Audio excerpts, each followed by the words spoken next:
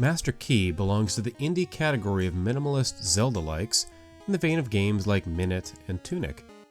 Fans of the original Legend of Zelda and Link's Awakening will feel right at home with the puzzle solving and lack of hand-holding present in MasterKey. It's filled with those light bulb conjuring eureka moments that make adventure games so memorable, ones that often come on the back of minutes of aimless wandering and confusion.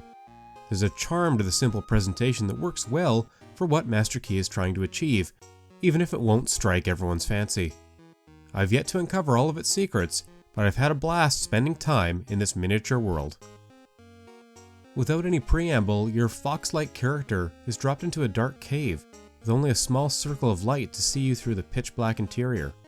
Torches around the cave provide some guidance, and eventually you scamper through and open a chest containing a single noteworthy key, which ends up serving as your first weapon. Your journey takes you to 4 dungeons at different corners of the map, where you must retrieve other similar keys, but this larger goal takes a back seat to just exploring the world at your own pace and experiencing the joy of discovery. Using your trusty key/sword, you'll cut through bushes and a smattering of different enemies as you make your way around. Coins that drop serve as both monetary currency, but also restore your health. And the central town's shops offer numerous upgrades and items that range from helpful to necessary, so you'll likely return here often. The first of these is an object that lets you charge up your sword so you can break fractured boulders impeding your progress, but you'll need to decipher MasterKey's pictograph language to figure out this initial puzzle.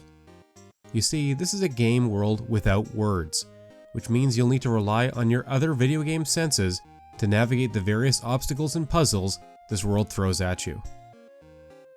Where MasterKey genuinely shines is in the way so much of its world beckons you to re-examine it.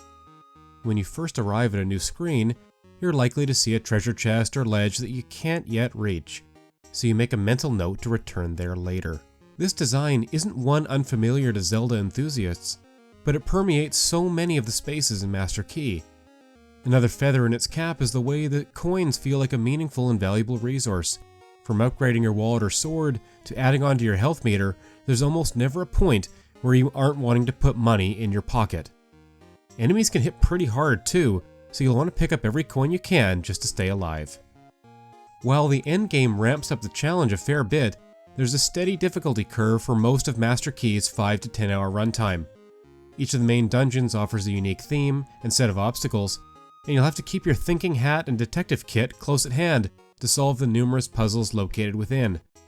Aside from the familiar ones that involve hitting switches, you'll also need to be creative with your growing arsenal of tools to navigate the trickier situations. I regularly found myself doubling back and pausing the game just to review and reflect on what I may have missed or not tried yet. The heavy emphasis on mental tasks is reminiscent of the Oracle of Ages on Game Boy, and it's refreshing given how other Zelda-likes can lean more into combat. The minimalist visuals won't appeal to everybody, but they work well in a game with fairly simple gameplay mechanics. Pushing blocks, swinging your sword, and launching your hookshot are among the actions you'll have at your disposal, but there's a bit of jank to how combat actually works. While enemies don't get knocked back by your attacks, you are by theirs, and so the few boss encounters you do have are made all the more challenging by this imbalance. Fortunately, the dungeons housing these bosses are memorable and contrast nicely with the world outside. Completionists will also have their hands full with the many secrets and collectibles scattered throughout the world of MasterKey.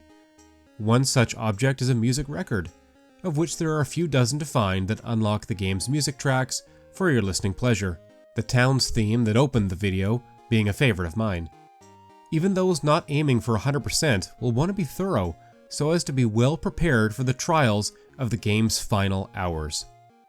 Overall, MasterKey finds solid ground to share with other notable indie Zelda-like games, feeling very much like a smaller version of Tunic.